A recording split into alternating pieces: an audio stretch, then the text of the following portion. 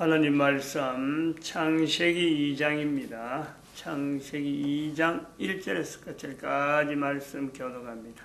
1절 말씀 제가 먼저 받들어 봉독드립니다. 천지와 만물이 다 이루니라. 하나님이 지으시던 이 일곱째 날을 때마치 그 지으시던 이 다음으로 일곱째 날에 안식하시니 하나님이 일곱 자들을 복주사 거룩하게 하셨으니 이는 하나님이 그 창조하시며 만드시는 모든 일을 마치시고 이날에 안식하셨습니다. 너희가 하나님의 성전인 것과 하나님의 성령이 너희 안에 거하시는 것을 알지 못하느냐? 모든 정사와 권세와 능력과 주관하는 자와 이 세상과 오는 세상 일컫는 모든 이름 위에 뛰어나게 하시고 또 만물을 그 발 아래 복종하게 하시고 그를 만물 위에 교회의 머리로 주셨느니라. 교회는 그의 몸이니 만물 안에서 만물을 충만케 하시는 자의 충만이니라.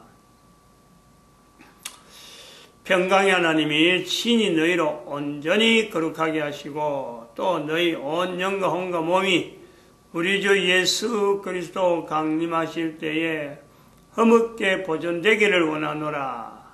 너희를 부르시는 이는 미쁘시니 그가 또한 이루시리라. 2012년을 인류의 공칙년도라고 교회는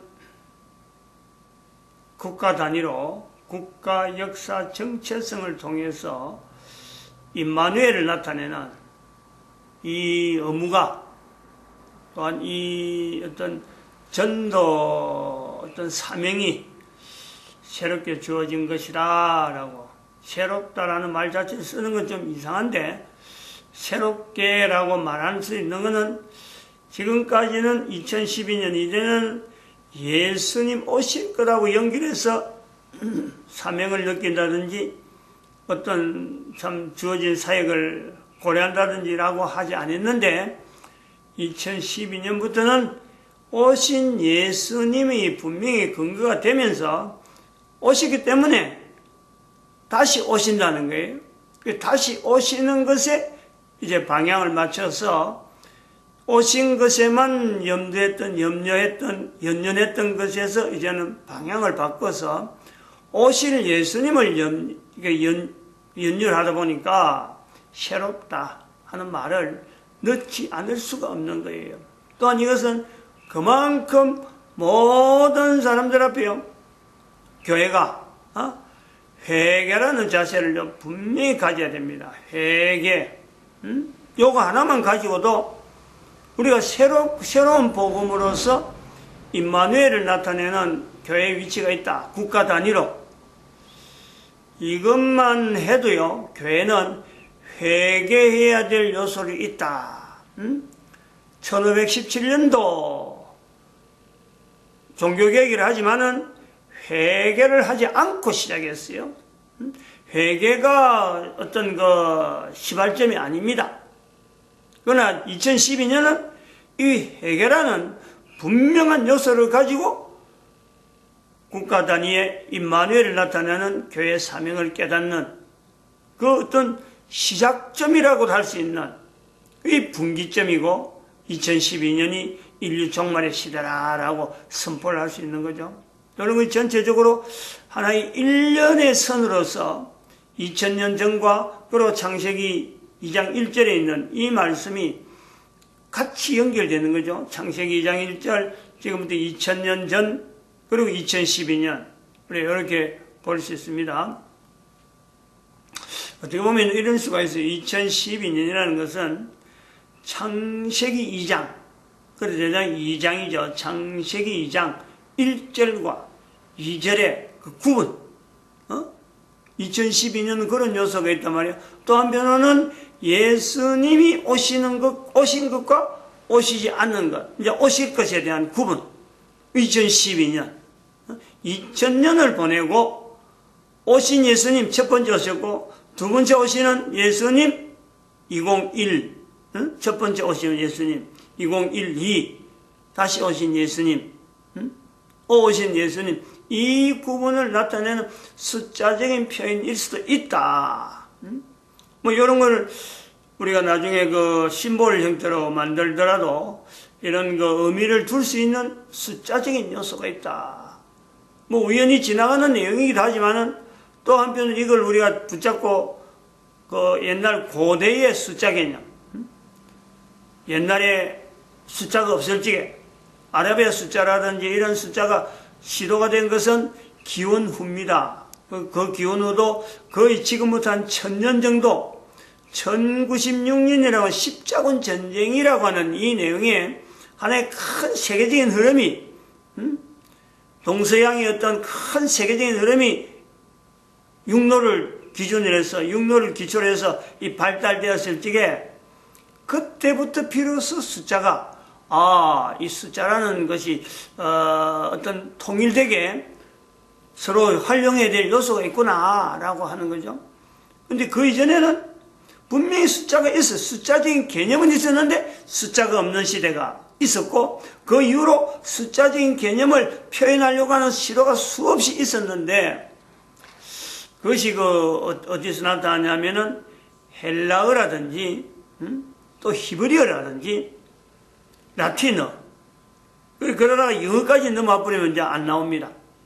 그때는 이미 숫자가 발달된 이유라서 그 알파벳에 이 숫자라는 개념이 안 들어가요. 근데 라틴어의 그 점에서 히브리어와 그 헬라어 다음에 나타나는 라틴어가 나타나면서 라틴어를 가지고 라틴어에 대한 알파벳을 가지고 실제로 숫자 표현을 하는 그런 어떤 시도가요 아주 이제는 그 구체적으로 나오다가 영어 때에 들어오면은 아예 숫자는 별도라고 이런 게 있습니다.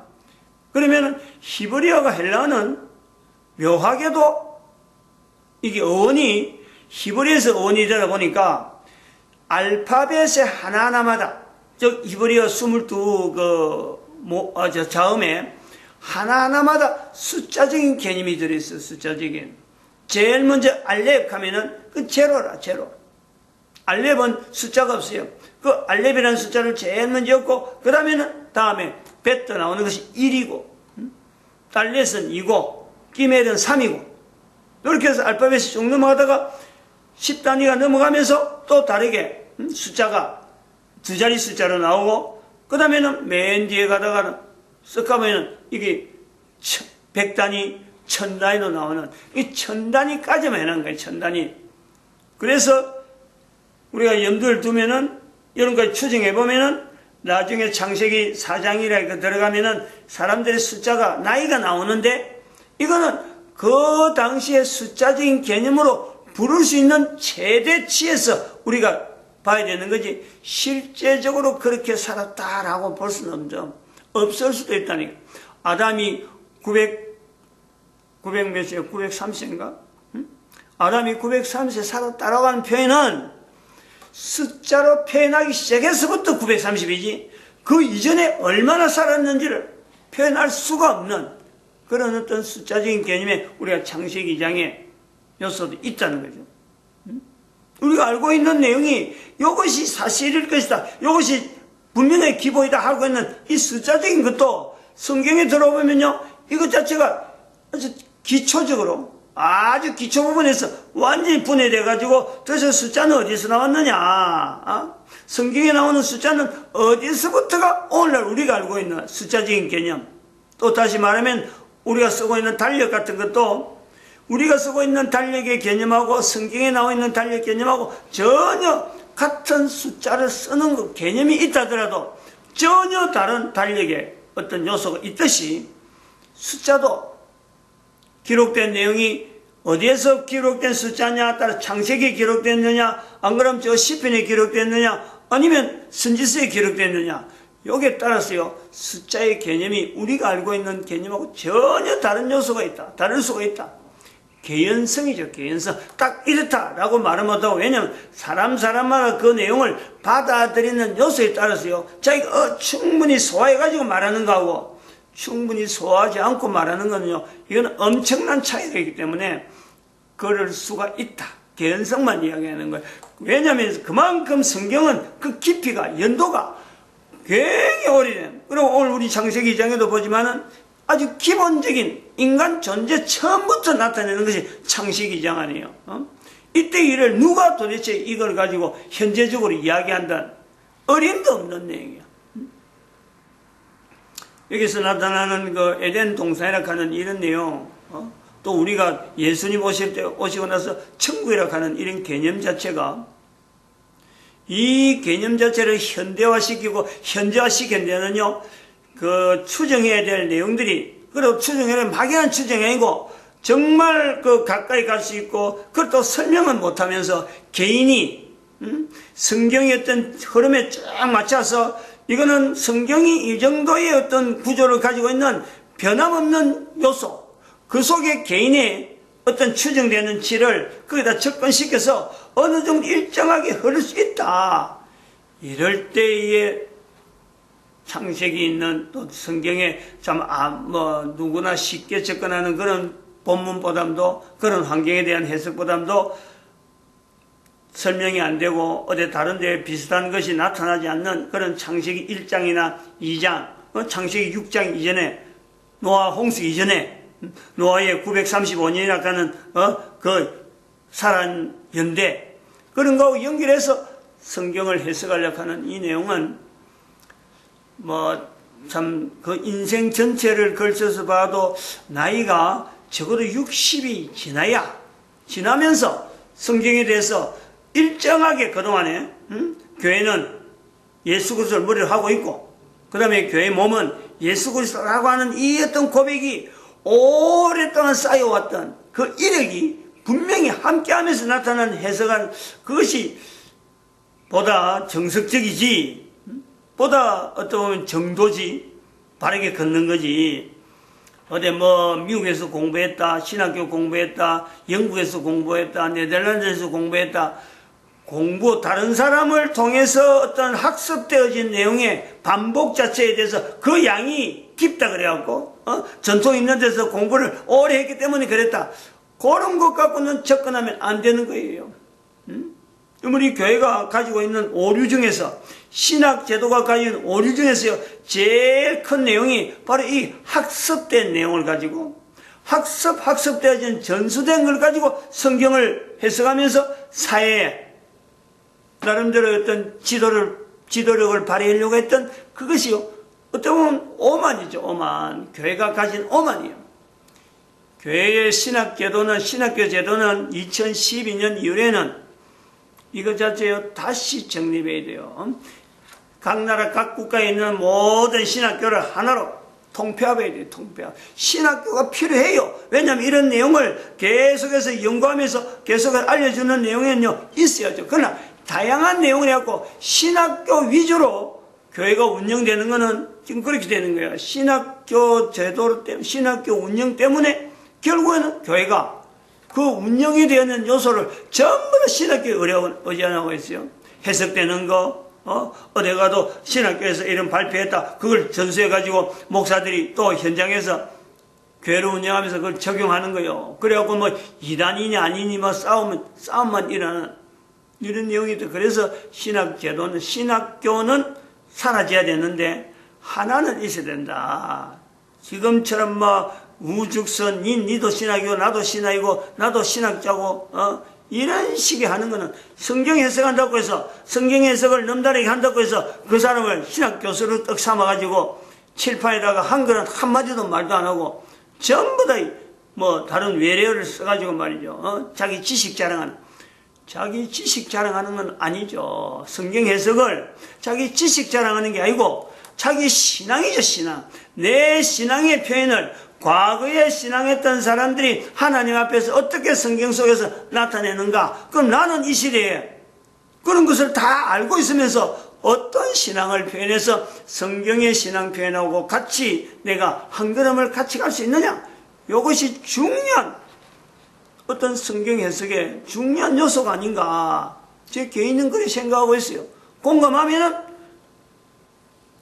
나이가 적어도 사춘기 시작해서부터, 사춘기 때부터 시작해서 성경에서 이 자세를요, 아주 하나님의 말씀에 대한 이 근위를 자기 스스로 부여해야 돼.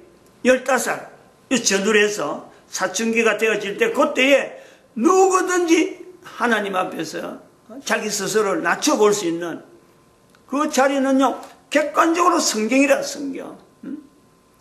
성경을 자체를 하나님으로 모시는 건 아니고, 성경을 통해서 성경 안에서 나타냈던 수많은 사람들의 발걸음이 하나님 앞에서 어떤 자세를 가졌느냐, 바로 그것을 내 자리로 만들어가면서 나는 평생 살면서 하나님 앞에 성경을 통해서 어떤 자세를 내가 나타내는 그런 영향받는 책으로 볼 것인가?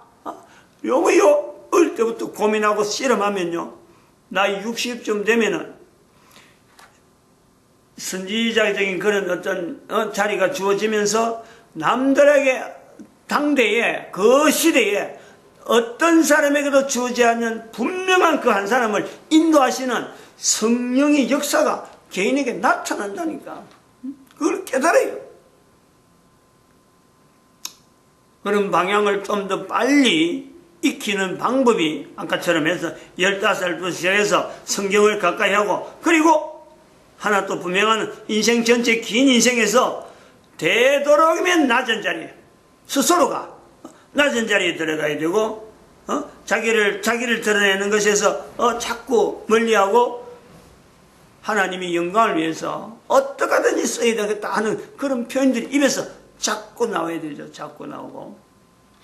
그리고 남자 여자가 결혼에 대해서 이런 고려할 적에 하나님께서 인도하신 성경의 창식이 있는 그대로 하나님이 인도하시는 남자, 하나님이 인도하신 여자, 그런 사람들이 가정이 되어야 된다 하는 이 기대를요, 반드시 하는 것이 한 개인이 살아가는데 어마어마한 삶의 방향을 잡는데 흔들리지 않는, 나중에 보면 그런 거예요. 지나가 보면은 그런 자세가 있기 때문에 내 모습이 흔들리지 않고 하나님이 붙들어 주구나 하는 요소가 생긴다는, 간단한 거예요. 다른 사람 다 이 길을 가는데 기준을 성경에 대해서 어느 정도 위치를 두고 있었고 사춘기를 보냈느냐, 그로 말미암아 성경 속에 있는 남자 여자에 대한 이 자세가 어떻게 지내왔느냐 하는 것에서 결국은 나중에 세월이 60년의 세월이 지난다니까. 그 한 사람의 행적이 이럴진데, 그런 사람들이 전 인류가 만약에 다 그랬다면요, 그게 에덴 동산이 아니고 뭐겠어요. 그게 바로 우리가 오늘날 이야기할 수 있는 현재적인 천국, 그 이야기한다는 거죠. 이럴 때 오늘 또 이걸 이야기하려고 했는데, 그 6.25 전쟁을 이겨낸 자유민주주의 국가, 대한민국 지원 67개국 국가, 여기에 대해서 제가 좀 호칭을 한번 해주려고 했는데, 뭘 하다 또 이야기에 또 넘어가 버렸나. 이거 한번 읽어봅시다. 앞에 했는 이야기가 내가 무슨 이야기 했는지 모르겠고, 이거 시간이 됐으니까 한번 하고 넘어갑시다. 관계가 있습니다. 현재 시대에 우리가 일어난 사태 중에서 문재인 대통령의 위치가 어떤, 문재인이라는 사람이 대통령이 된 이 내용이 대한민국 역사에 어떤 내용이 있느냐. 그리고 목사가 돼서 성경을 두고 창식 이장을 하면서 지금 우리나라 국가에, 대한민국이 참 인류의 어떤 그 국가에서 정체성의 모델 국가인데, 이 모델 국가에 삼고 있는 1919년 3.1운동, 그 30년에 나타난 1950년 6.25 사변, 그리고 또 30년에 나타나는 5.18 사태, 1980년 광주 5.18 사태, 그리고 또 30년에 나타나는 2014년 세월호 사건. 요 30년 단위에 넘어온 이 내용은요, 대한민국의 국가 역사 정체성을 발표한 시점에서 이거는요, 중요한 하나의 흐름이에요. 대한민국의 국가에서 정체성은 1445년 훈민정음 발표와 3.1운동과 연결된 일직선상으로 있는데, 이 일직선상에서 연결되어지는 또 다른 일직선이 바로 1950년이거든. 근데 이 1950년에서 나타난 일직선이 세 점이 일직선 된 것까지는 됐는데, 여기에 나타난 1980년에 5.18 강조 5.18 사태는 일직선은 아니라는 거예요. 일직선. 왜냐면 뻗어나가는 거 아니에요? 그 도대체 뻗어나가는 이 내용의 의미가 뭐냐는 거죠. 뻗어나가다 보니까 더 나아가서 2014년에 나온 거예요. 그러면 뻗어나간 이 내용은 일직선에 계속 있으면요, 사실은 이게 일직선인지 아닌지를 모르는, 그거를 나름대로 나타내는 사건이다. 이래 보니까, 아, 우리가 1980년에서 벗어났구나. 2014년 이건 더 벗어났구나. 다시 일직선에 세 점이 있는 일직선으로 다시 돌아올 수 있는 힘은 이 일직선을 바라볼 수 있는 거죠. 1950년 사건은 아주 중요하다는 거예요. 두 점이 일직선이 되어 있는데, 이 일직선이 되어 있는 내용을 현재적으로 대한민국 국민들이 역사 속에서 1950년이 있었으므로 그 일직선이 유효하다. 유효했는데 아직 국민들이 다 깨닫기 전에 1980년이 딱 생기면서, 그 다음에 세월호 사건이 나오면서 여기서 대한민국 역사가 지금 완전히 엉터리로 나가고 있거나, 역사 자체가, 대한민국 역사가 지금 엉터리로 나가고 있거나, 그런 게 할 때는 국민들 대부분이 1980년도 그냥 바르게 받아들이고 2014년 세월호 사건에 대해서 나타난 박근혜 탄핵 사건과 연결되어진 그 구조가 있는 거예요. 그 고리, 그것도 잘못됐구나 하는 인식이 필요하다는 거죠. 이 같은 내용이에요, 지금. 근데 6.25 전쟁을 이겨낸 자유민주주의 국가 대한민국 지원 67개국, 이 국가의 이름들을 인식해야 될 필요가 있어요. 저도 16개국만 알았는데 67개국이 관계되어 있다는 거예요. 67개국이 되어 있는 내용에는 네 부류로 해서 네 부류, 유엔에서 파병된 나라가 16개국, 그 67개국 중에서 16이 있고, 그러면 그때의 의무 지원을 해서, 6.25 사회인데 의무 지원을 한 국가가 5개국, 그리고 물자를 지원한 국가가 40개국, 그리고 전후 복구 사업 지원한 국가가 이제 전후란 말이에요. 전쟁 후에 참여하는 그 6개국. 요래갖고 67개국인데, 우선 유엔 파병 16개국 이름을 한번 이야기합니다. 미국, 영국, 터키, 호주, 캐나다, 프랑스, 그리스, 콜롬비아, 태국, 에티오피아, 네덜란드, 필리핀, 벨기에, 남아프리카 공화국, 뉴질랜드, 룩셈부르크, 16개국이 참전했다.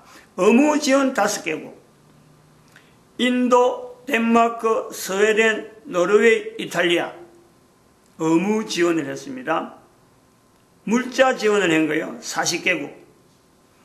과테말라, 니카라과, 대만, 도미니카 공화국, 독일, 레바논, 라이베리아, 멕시코, 모나코, 미얀마, 베네수엘라, 베트남, 볼리비아, 브라질, 사우디아라비아, 스위스, 시리아, 아르헨티나, 아이슬란드, 하이티, 에콰도르, 엘살바도르, 오스트리아, 온두라스, 우루과이, 이란, 이스라엘, 이집트, 인도네시아, 일본, 자메이카, 칠레, 캄보디아, 코스타리카, 쿠바, 파나마, 파라과이, 파키스탄, 페루, 헝가리 40개국, 전후 복구사업 지원국, 지원 6개국, 교황청, 리텐슈타인, 스페인, 아일랜드, 이라크, 포르투갈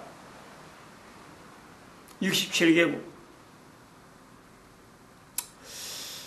지금 여기에 우리가 몇 가지 주목해야 될 그 나라들이 있죠.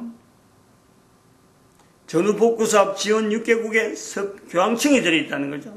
이걸 아주 중요하게 봐야 되죠. 교황청은 나라라요, 나라. 나라로서 교황청, 그리고 나라로서 교황청의 수장으로서 교황이 전 세계에 다니면서 순방하는 건요, 전혀 문제가 안 됩니다.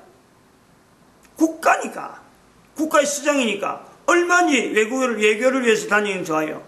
그러나 교황이 외국에서 순방할 적에 이걸 소위 말해 교회의 대표로서 다니고 있는 그런 위치로 받아들이는 국가, 조직, 천주교라는 조직을 끈으로 해가지고 단인을 할 때는요, 이거는 철저히 이거는 사탄이에요, 사탄. 그리고 일본이 물자지원 40개국 속에 들어있다. 이런 거예요. 또한 독일도 똑같이 물자지원국에 40국이 있어요. 힘이 있는 나라인데도 불구하고 그 당시에는 2차 대전 후가 되니까 이 나라조차 어려워요. 이 물자지원의 40개국은 사실 뭐 조그만 물품이라도 뭔가 해가지고 좀 자기 나라의 어떤 성의를 표현하려고 하는 그 나라지 뭐 잘 사는 나라가 아니에요. 전쟁에 가는 엄청난 나라, 이 당의 나라, 대한민국이 얼마나 어려운 나라인데 여기 또 전쟁이 겹치니까 이것보다 더 어려운 나라가 없는, 그러니까 조금이라도 도와주려고 하던 그런 입장이 있고, 일본 같은 경우는 완전히 패전국, 독일도 그렇고 패전국이잖아요, 패전국. 그럼에도 불구하고 참여했다는 거 아니에요. 응? 이 67개국 외에 다른 나라라 하면은 뭐 참여하지 않는 나라에서 큰 나라는 소련이죠. 전쟁 일으킨 소련. 그 중국. 여기 뭐 물자를 자기들이 댈 수 있나요? 요 구분을 우리가 할 수 있는 것이 바로 6.25 사변. 1950년에는 이 사건이다. 대한민국의 정체성이 여기에 대해서요, 전 세계 가운데 여기 참여한 사람들의 이 내용은요, 우리 대한민국은 앞으로 하나의 빚이라, 빚. 대한민국은 대대로 국가에서 정체성을 나타내는 동안에는 대한민국은 여전히 이 사람들에게요, 빚이다. 왜? 6.25 사변이 바로 국가에서 정체성을 하는데, 대한민국 국가에서 정체성에 하나님이 인도하시는 사건으로서 전 세계 사람들하고 고리를 맺는 분명한 요소잖아요. 3.1운동에는 그냥 국내에서만 외치기만 외쳤는데 6.25 사변은 이런 국가의 역사 정체성을 통해서 국가 전 세계 인류와 지금 연결하는데 가장 낮은 자리에서 연결되어지는 이 요소가 있단 말이죠. 엄청난 내용으로 다른 사람들이 집집마다 요거 다 받아갖고 다운해갖고 이것이 어디서 나오냐니까 사단법인 월드피스 자유연합이 이게 저작권으로 딱 표시가 돼 있어요. 전화번호하고 팩스번호하고 다 돼 있고 이메일하고 다 있어요. 뭐 여러 가지 또 자료를 얻으려면 각자 또 연결하는 조치는 있겠지만은 1950년이라고 하는 이 내용은 그냥 우리가 전쟁이다 이거 끝나는 게 아니고 대한민국이 인류 가운데서 전쟁을 통해서 하나님이 나타나신 전쟁은 나라를 멸망시키는 건데 멸망시키는 가운데도 하나님은 멸망시키지 않고 오히려 다른 나라하고 연결되어지는 이 엄청난 어떤 연결고리를 만든 하나님의 놀라운 섭리가 나타났다. 전쟁을 하나님이 주신 건 아니지만 전쟁 속에서도 하나님께서 이 국민들을 긍휼하게 주셔서 참 전 세계와 더불어서 살아갈 수 있는 그런 국가로 만들었다. 우리가 초점을 맞추는 것이고, 그 나중에 이제 경제부흥이 났을 적에 경제부흥을 해서 우리가 이 나라 사람들을 찾아갈 때마다 항상 고백하는 것은 과거에 우리에게 도와주지 않느냐. 이런 게 되잖아요. 가정 밑바닥에 있을 때는 저들이 도왔는데 이제는 우리가 컸으니까 저들과 더불어서 같이 갈 수 있는 분명한 또 하나의 고리를 만들 수 있는 것이 이 67개국 국가와 내용이다. 이 종교 문제는 별개로 하고 국가 단위에서 접속할 수 있는 여러 요소가 있다 이렇게 보고 있습니다. 마칩니다. 기도드립니다.